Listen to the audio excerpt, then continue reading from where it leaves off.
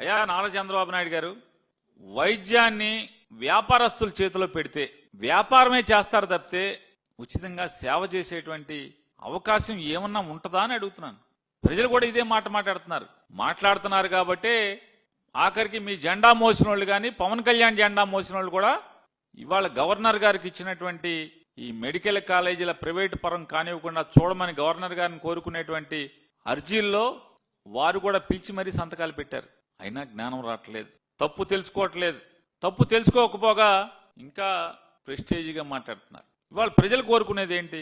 ఈ రాష్ట్రంలో ఉన్నటువంటి ప్రజలు కానీ వ్యవస్థలు కానీ కోరుకునేది ఆంధ్రప్రదేశ్ రాష్ట్రంలోనే కాదు భారతదేశం మొత్తం కూడా విద్య గాని వైద్యం గాని ఈ రెండు కూడా ప్రభుత్వ రంగంలోనే ఉండాలి, ప్రభుత్వాల చేతుల్లోనే ఉండాలి, పాలకుల చేతుల్లోనే ఉండాలి తప్పితే అదొక బాధ్యతగా ప్రభుత్వాలు భావించాలి తప్పితే ఏ పరిస్థితుల్లో ప్రైవేట్ రంగం దాన్ని ఆ కబంధ హస్తాల్లోకి వెళ్ళిపోతే ప్రజలు సర్వనాశనం అవటం అనేది కూడా ఆ జ్ఞానం లేకపోవటం ఎంత దురదృష్టం ఈ రాష్ట్రానికి.